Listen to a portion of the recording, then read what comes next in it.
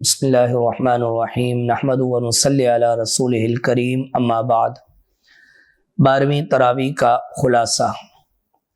اللہ تبارک و تعالی نے ابتدائی طور پر عدل اور انصاف اختیار کرنے، لوگوں پر احسان کرنے اور اپنے رشتہ داروں کے ساتھ اچھا سلوک کرنے کا حکم فرمایا۔ یتیموں کے ساتھ حسن سلوک کرنے کا حکم دیا گیا۔ اس کے بعد بے جا قسمیں کھانے سے منع کیا گیا اور اپنے عہد و پیمان کو پورا کرنے کا حکم دیا گیا۔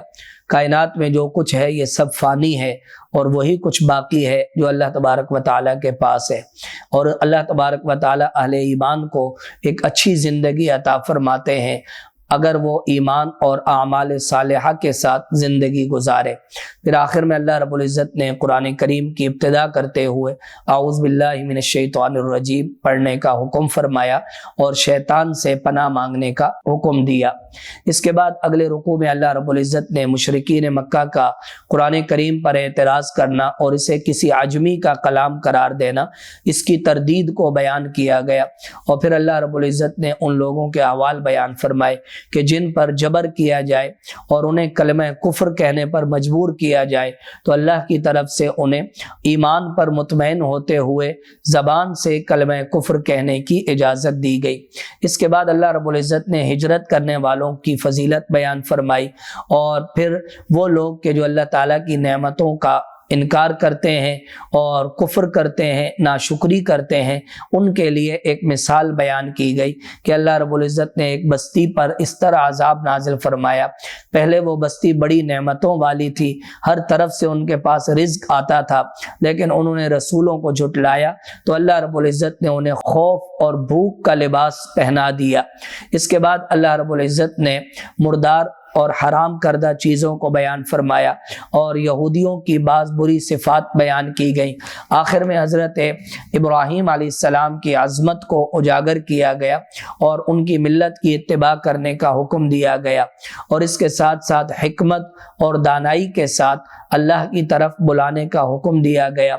بقدر ضرورت بدلہ لینے کی اجازت دی گئی اور صبر اختیار کرنے کو زیادہ افضل اور بہتر قرار دیا گیا۔ اس کے بعد آگے اللہ رب العزت نے سورہ بنی اسرائیل نازل فرمائی، اور اس میں اللہ رب العزت نے بنی اسرائیل کا ابتدائی طور پر واقعہ بیان فرمایا تو اس کا نام بنی اسرائیل رکھا گیا۔ اس کی ابتدا اللہ تبارک و تعالی نے واقعہ معراج سے فرمائی۔ نبی علیہ السلام نے مسجد حرام سے مسجد اقصیٰ تک جو سفر فرمایا، اسراء کا واقعہ پیش آیا تو اسے قرآن کریم نے ابتدا میں بیان فرمایا۔ اس کے بعد بنی اسرائیل کی بدعہدی کو بیان کیا گیا اور ان پر آنے والے مختلف عذاب اور ان کو دی جانے والی سزاؤں کو بیان کیا گیا، اور آخر میں پھر اعلان کیا گیا کہ اگر تم دوبارہ سرکشی کرو گے تو ہم بھی دوبارہ تمہیں عذاب دینے کے لیے لوٹیں گے۔ اگلے رکوع میں اللہ رب العزت نے قرآن کریم کی عظمت کو اجاگر فرمایا۔ رات اور دن کی جو نعمت اللہ تعالیٰ نے عطا فرمائی اسے بیان فرمایا گیا۔ قیامت کے دن انسان کے اعمال نامے کو بیان کیا گیا۔ حضرت نوح علیہ السلام کے واقعہ کی طرف اشارہ کیا گیا، اور پھر اللہ تعالیٰ نے اچھائی چاہنے والوں اور برائی چاہنے والوں دو گروہوں کا ذکر فرمایا، اور جو لوگ اچھائی چاہتے ہیں تو اللہ رب العزت انہیں اچھائی عطا فرما دیتے ہیں، اور جو لوگ برائی چاہتے ہیں یعنی دنیا چاہتے ہیں تو دنیا میں سے اللہ رب العزت انہیں کچھ نہ کچھ عطا فرما دیتے ہیں۔ اللہ رب العزت نے معبودان باطلہ کی نفی اور تردید بیان فرمائی۔ اس کے بعد اگلے رکوع میں اللہ رب العزت نے اپنی عبادت کرنے، والدین کے ساتھ حسن سلوک کرنے کا حکم دیا اور ان کے سامنے اف تک نہ کہنے کا حکم فرمایا، ان کے سامنے عجز و نیاز اختیار کرنے کا حکم فرمایا اور ان کے سامنے اچھا سلوک اور برتاؤ کرنے کا حکم دیا گیا، اور وہ لوگ جو بخل کرتے ہیں ان لوگوں کی مذمت بیان کی گئی۔ اسراف کرنے سے منع کیا گیا اور فضول خرچی کرنے سے منع فرمایا گیا۔ اگلے رکوع میں اللہ رب العزت نے مختلف معاشرتی احکام بیان فرمائے۔ بے جا قتل کرنے سے منع فرمایا، یتیم کا مال کھانے سے منع فرمایا، اور اس کے ساتھ وعدہ پورا کرنے کا حکم دیا گیا، اور تکبر کرتے ہوئے زمین پر چلنے سے منع فرمایا، اور اس کے ساتھ ساتھ اپنی آنکھوں، اپنے کانوں، اپنی زبان، اپنے دل کی حفاظت کرنے کا حکم دیا گیا کہ قیامت کے دن ان سب نعمتوں کے بارے میں سوال کیا جائے گا۔ پھر معبودان باطلہ کی نفی کی گئی، کائنات کی ہر چیز اللہ کی حمد و ثنا کرتی ہے، اس بات کو بیان کیا گیا، اور اس کے ساتھ ساتھ اللہ رب العزت نے قرآن کریم کی عظمت اور مشرکین مکہ کا اس کے ساتھ رویہ بیان فرمایا۔ پھر موت کے بعد دوبارہ زندہ اٹھنے کی یقین دہانی کرائی گئی، اور قیامت کے دن سب کو کیسے بلایا جائے گا اسے بیان کیا گیا۔ اگلے رکوع میں اللہ رب العزت نے مختلف انبیاء علیہ السلام کی قوموں کے ساتھ گفتگو کرنے کا طریقہ بتلایا، اور برا کلام کرنے سے منع فرمایا، آپس میں بھی ایک اچھا کلام کرنے کی ترغیب دی، اور انبیاء علیہ السلام کی قوموں پر کس طرح کے عذاب آئے ان کو بیان کیا گیا۔ اور اس کے بعد اللہ تعالیٰ نے آدم علیہ السلام کو فرشتوں کا سجدہ کرنا اور ابلیس کا سجدہ نہ کرنا، اور اللہ تعالیٰ کے سامنے مختلف اعذار پیش کرنا اور مختلف وعدے کرنا، یہ بیان کیا گیا۔ پھر اللہ تعالیٰ نے اپنی عظیم نعمتیں بیان فرمائی کہ سمندر میں جاتے ہو تو اللہ تعالیٰ سے کس طرح عز و نیاز کرتے ہو، دعائیں مانگتے ہو، اللہ رب العزت تمہیں نجات عطا فرما دیتے ہیں، اور پھر تم دوبارہ اللہ کا کفر کرنے لگ جاتے ہو۔ اس کے ساتھ ساتھ اللہ رب العزت نے آگے قیامت کے دن دوبارہ ایک ہر انسان کا اعمال نامہ اس کو کیسے دیا جائے گا اس بات کو بیان فرمایا۔ مشرکین مکہ جو نبی علیہ السلام کے خلاف سازشیں کرتے تھے اور آپ کو وہاں سے نکالنے کی جو تدبیریں اختیار کرتے تھے، اسے اللہ تعالیٰ نے بیان فرمایا۔ اس سے اگلے رکوع میں اللہ رب العزت نے نماز قائم کرنے کا حکم دیا، فجر کی نماز کا اہتمام کرنے کا حکم دیا، حق اور باطل کو بیان فرمایا کہ جب حق آتا ہے تو باطل ختم ہو جاتا ہے۔ قرآن کریم شفا ہے، اور اس کے اندر اللہ تعالیٰ نے ایمان والوں کے لیے شفا رکھی ہے، اس بات کو بیان کیا گیا۔ اگلے رکوع میں اللہ رب العزت نے روح کیا ہے اس بات کو بیان کیا کہ روح اللہ کا ایک امر اور حکم ہے، اور پھر قرآن کریم کی عظمت اور اس کے معجزہ ہونے کو بیان کیا گیا۔ انسان اور جنات مل کر اس جیسی کتاب نہیں لا سکتے۔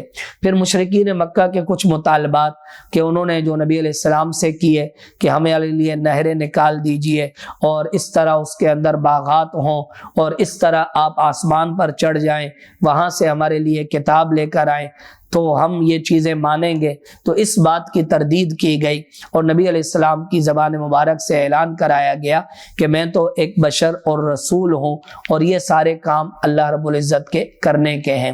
اگلے رکوع میں اللہ رب العزت نے اس اعتراض کا جواب دیا کہ زمین پر فرشتے نازل کیوں نہیں ہوئے، رسولوں کو انسانوں میں سے کیوں بھیجا گیا؟ تو بتلایا گیا کہ اگر زمین پر فرشتے آباد ہوتے تو اللہ تعالیٰ انسانوں کے بجائے فرشتوں کو مبعوث فرماتے۔ پھر اس کے بعد آگے اللہ تعالیٰ نے قیامت کے کچھ احوال بیان فرمائے، حضرت موسیٰ علیہ السلام کو ملنے والی نشانیاں بیان کی گئیں، فرعون کا غرق ہونا بیان کیا گیا، اور پھر آخر میں اہل کتاب میں سے وہ لوگ کہ جو اللہ کی آیات سن کر روتے ہیں، عاجزی کرتے ہوئے سجدے میں گر جاتے ہیں، ان کی فضیلت بیان کی گئی، اور اس کے ساتھ ساتھ اللہ تعالیٰ نے اپنی حمد و ثنا اور اپنی کبریائی کو بیان فرمایا۔ آگے سورۃ الکہف کی ابتدا ہے۔ مشرکین مکہ نے 3 سوال کیے تھے، روح کیا ہے، اصحاب کہف کون تھے، اور ذوالقرنین کون تھے؟ تو روح کیا ہے اس کا جواب پچھلی صورت میں دیا گیا۔ اس صورت مبارکہ میں 2 سوالوں کا جواب ہے، اصحاب کہف کون تھے اور اس کے ساتھ ساتھ ذوالقرنین کون تھے۔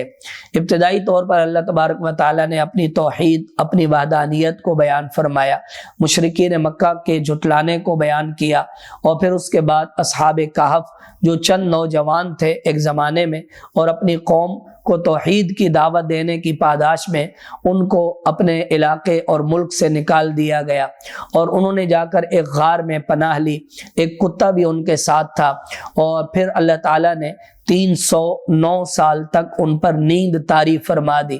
309 سال کے بعد وہ اٹھے اور اپنے ایک ساتھی کو کھانا لانے کے لیے بھیجا، اور اللہ تعالیٰ نے اس کے ذریعے سے اس وقت کے بادشاہ کو ہدایت عطا فرمائی اور پوری قوم کو ہدایت عطا فرمائی، اور انہوں نے ان کی قبروں کے پاس مسجد بنانے کا اعلان کیا۔ اور پھر اللہ رب العزت نے اس کے بعد والے رکوع میں ہر کل والے کام یا بعد میں کرنے والے کام پر انشاءاللہ کہنے کا حکم فرمایا۔ نبی علیہ الصلوۃ والسلام کو صحابہ کرام کے ساتھ بیٹھنے کا حکم فرمایا، اور اس کے ساتھ ساتھ جو لوگ انکار کرتے ہیں اور اللہ تعالیٰ کی آیات کو جھٹلاتے ہیں، کل قیامت کے دن ان کا کیا انجام ہوگا اسے بیان کیا گیا، اور اس کے مقابلے میں جو نیک لوگ اعمال صالحہ والے لوگ ہوں گے انہیں اللہ رب العزت جو نعمتیں عطا فرمائیں گے، جو لباس عطا فرمائیں گے، اس کو بیان کیا گیا۔ اس سے اگلے رکوع میں اللہ رب العزت نے 2 آدمیوں کا واقعہ بیان فرمایا کہ ایک سرکش تھا، اللہ تعالیٰ کا نافرمان تھا، اسے اللہ تعالیٰ نے 2 باغ عطا فرمائے اور ان میں بڑی نعمتیں عطا فرمائی۔ ان کی وجہ سے وہ سرکش ہو گیا اور موت کے بعد دوبارہ زندہ ہونے کا انکار کرنے لگا، اللہ تعالیٰ کے ساتھ شریک کرنے لگا۔ اور اس کے مقابلے میں دوسرا بھائی وہ بہت کمزور تھا اور اس کے پاس کچھ بھی نہیں تھا، لیکن وہ اللہ کی توحید پر کاربند تھا، اور اس کے ساتھ ساتھ وہ اللہ تعالیٰ کی توحید کی دعوت دے رہا تھا۔ بالآخر ایک دن اللہ تعالیٰ کا عذاب آیا اور اس کے بھائی کے دونوں باغات تباہ ہو گئے، اور وہ ہاتھ ملتا رہا، کوئی اس کا ساتھ دینے والا نہیں تھا۔ آگے رکوع میں اللہ رب العزت نے موت اور زندگی کو بیان فرمایا کہ یہ زندگی کی مثال کیا ہے، اور انسان کس طرح موت کے منہ میں چلا جاتا ہے۔ جیسے بارش نازل ہوتی ہے، پودے نکلتے ہیں، بالآخر وہ سوکھ کر خشک ہو کر گر جاتے ہیں، انسان کی زندگی کی یہی مثال ہے۔ اس کے بعد اللہ رب العزت نے قیامت کے دن ملنے والے نامہ اعمال کو بیان فرمایا، اور انسان کا اسے دیکھ کر حسرت اور افسوس کا اظہار کرنا بیان کیا گیا۔ اس سے اگلے رکوع میں اللہ رب العزت نے معبودان باطلہ کی نفی فرمائی اور مشرکین مکہ کے شرک کی تردید کی گئی۔ اس کے ساتھ ساتھ آدم علیہ السلام کو جو فرشتوں نے سجدہ کیا اسے بیان کیا گیا، اور جو لوگ انکار کرتے ہیں، حق سے اعراض کرتے ہیں، اسے بیان کیا گیا، اور تباہ ہونے والی قوموں کے چند احوال بیان کیے گئے۔ اس سے اگلے رکوع میں اللہ رب العزت نے حضرت موسیٰ علیہ السلام اور خضر علیہ السلام کا واقعہ بیان فرمایا۔ وہ اپنے شاگرد کے ساتھ نکلے حضرت خضر علیہ السلام کی تلاش میں، بالآخر ایک جگہ پر ان کو پا لیا اور ان سے علم حاصل کرنے کی درخواست کی۔ انہوں نے ابتداءً منع فرمایا، پھر چند شرائط عائد کی کہ آپ نے دوران سفر مجھ سے کوئی سوال نہیں کرنا۔ چنانچہ حضرت موسیٰ علیہ السلام ان کے ساتھ چلے، رستے میں کشتی میں سوار ہوئے تو اس کشتی کو حضرت خضر علیہ السلام نے توڑ دیا ایک جگہ سے۔ تو حضرت موسیٰ علیہ السلام نے پوچھا کہ آپ نے ایسا کیوں کیا؟ تو حضرت خضر علیہ السلام نے وہ وعدہ یاد دلایا کہ آپ مجھ سے کچھ نہیں پوچھیں گے، چنانچہ انہوں نے معذرت کی۔